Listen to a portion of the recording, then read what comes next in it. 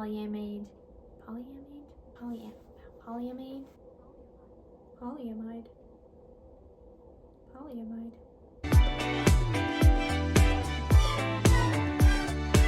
Hi, and welcome back to Crunchy Couture Club, a space for fashion DIYs, sustainable fashion talks, and a whole bunch of knitting and sewing discourse. So as a fashion nerd with a more or less Mr. Krabs mindset when it comes to what I'll spend on ready-to-wear clothing, I'm a big fan of window shopping, and I was very excited to do this on my first visit to Aspen last year. If you don't know, Aspen is a hoity-toity ski town in Colorado that is of course known for its great skiing and celebrity sightings. It's also considered a fashion hub, so for Colorado this is a very big deal. So you can imagine my excitement when we were planning our trip out to check out all of these stores. The outcome of this adventure wasn't necessarily a positive one. While there weren't necessarily a lack of gorgeous storefronts in Aspen, I was smacked with the new reality that it doesn't matter what's on that price tag, we are drowning in synthetic materials. And ultimately, these larger brands are going to peddle you polyester one way or another. I don't know why I just assumed that clothing that was $500-600 was going to be high quality and made 100% of natural fibers, but that just wasn't the case. In particular, I was bummed to see so much knit acrylic. Of course, in a ski town, you're going to see tons and tons of sweaters and knitwear, and I looked in every store that I possibly could and couldn't find a single sweater that wasn't made of acrylic. Honestly, I started to feel bad for these rich people who were paying over $1,000 for acrylic fiber. Anyways, I'll promptly get off my fiber content high horse and get to the point here,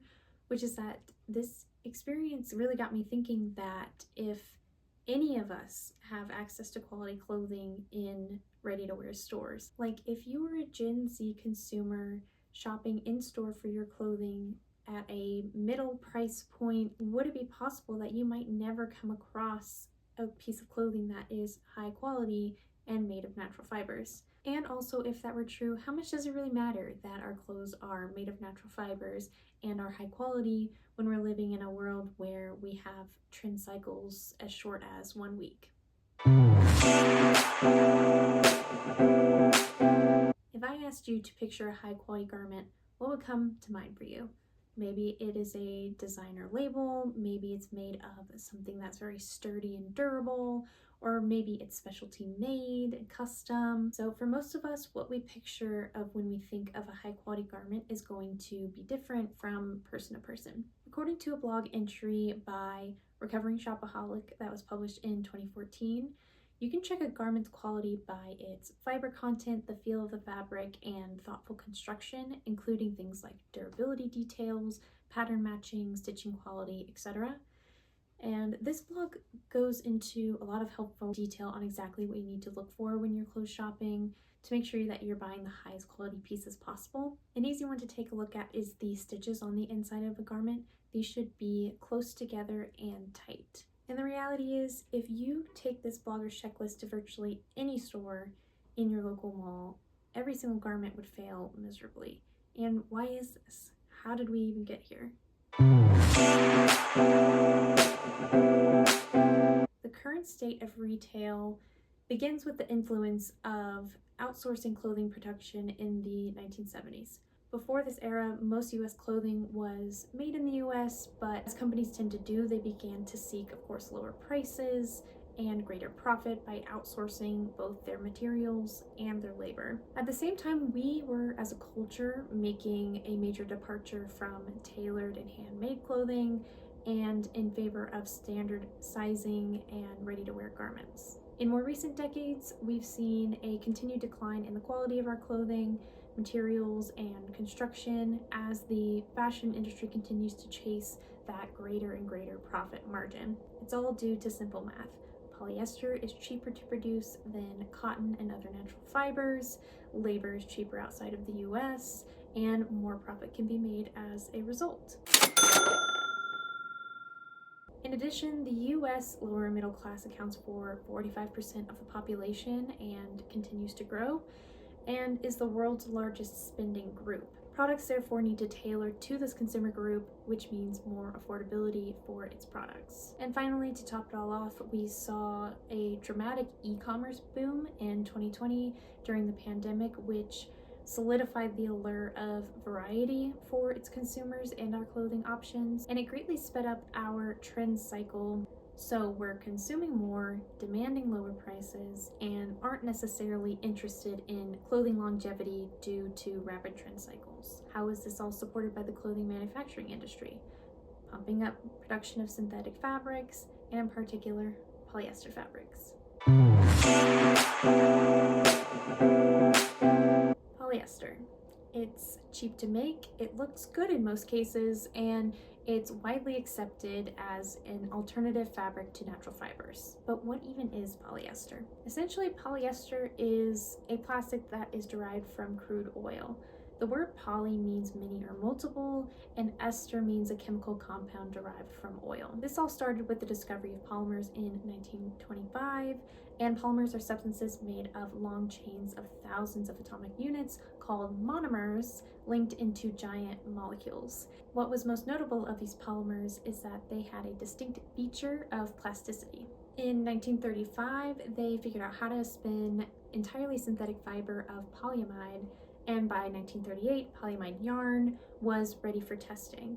And I won't get into the specifics of how fabrics are actually made in this video, but essentially this yarn is what was then taken and woven into the sheets of fabric that make up our actual garments. But essentially, polyamide yarn was a go, and this is how they produced the first ever synthetic stocking on the market. From this point, it took decades of innovation to get the polyester fabric we know today, which, although it is plastic, it drapes easily, it holds garment shapes very well, it's highly durable, fast drying, iron free, it washes and wears, it's mildew and soil resistant, retains pleats that are set by heat, and it takes dye well, so there's a lot of positives. That being said, if polyester had all of these great qualities, we genuinely have to ask ourselves, what's all the fuss about? Is a closet full of polyester necessarily a bad thing? And can we still get high quality clothing that is technically, yes, polyester? I'm a snob when I go shopping, and you should be too. You work way too hard for your money to go spend it on crap. Check the fabric composition of the items that you're buying online, or check the labels if you're buying in person. If something you're considering is 100% polyester, acrylic, nylon, polyamide, viscose, modal, PVC, polyethylene, polypropylene, that item will cause you to sweat profusely and smell over time. It will shrink in the wash. It will look worse every time you wash it. It'll last you 1 to 2 years at absolute best. Just because something is expensive does not mean it isn't made of crap. Genuine fabrics like cotton, wool, linen do not need to cost you an arm and a leg if you know how to shop. So you've never experienced quality clothing, so what? Well, the creator Marissa Yapps in that video begs to differ, insisting that we should all actually be snobs when it comes to choosing fabrics to hang in our closets. One interesting point that she made is that high cost doesn't always mean high quality. This actually reminded me of a recent conversation I had about a bride choosing her bridesmaids' dresses. To make things easier for her girls, she picked what was considered a mid-tier brand, had all of the girls pick dresses from that brand, and gave them the choice of choosing either a satin or chiffon dress. But my friend and one of the bridesmaids thought that this distinction between satin and chiffon was ultimately pointless because while the dresses on the site appeared to be high quality, again due to their mid-range price point and perceived quality, all the dresses were 100% polyester. So it seemed like, what was the point of choosing chiffon or satin if they're all just polyester in the end? And I have a couple thoughts about this. For one, culturally, there's just an overall lack of knowledge of textiles, especially when it comes to polyester or synthetic fibers, simply because they're newer. And brands know this. They know that these unsuspecting customers are more or less shopping based on the image that they see on the website. So what would be the value in manufacturing their clothing in genuine fabrics when all the consumer really cares about is how it'll look for, and let's be real, one single day and one single wear. We even saw this play out in real time when we saw an influencer-led fast fashion brand called Maybe sell out their entire stock of clothing on their website without even listing a single fiber content on a single item of clothing.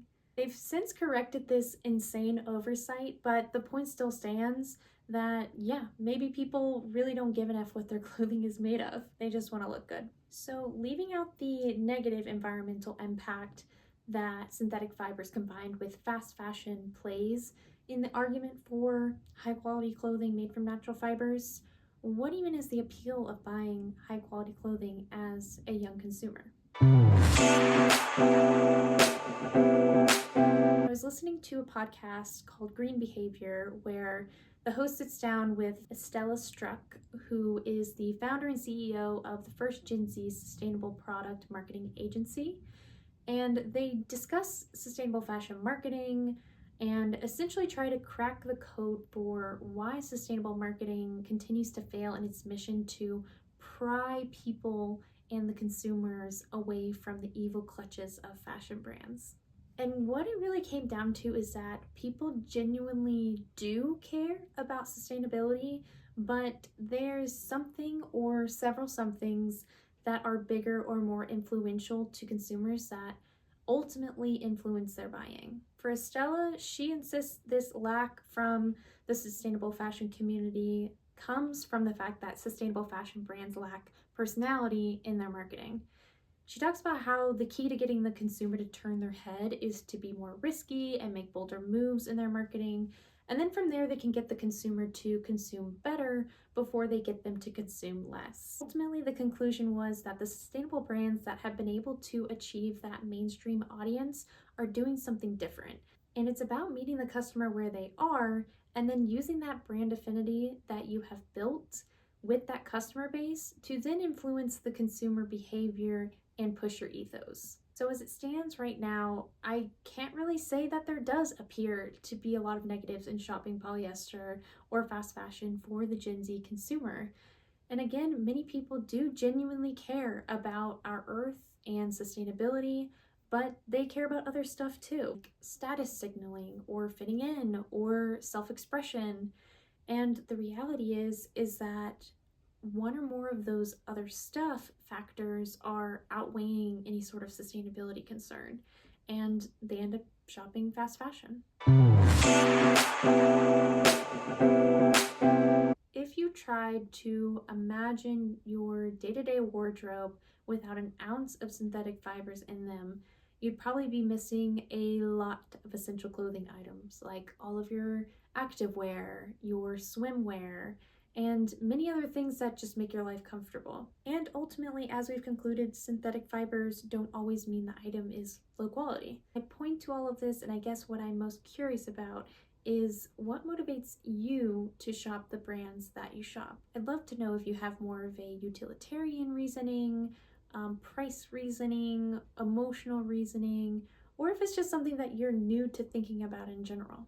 Whatever it may be, thank you so much for watching, and I'd love to hear your thoughts on how we can crack this code to better sustainable fashion marketing.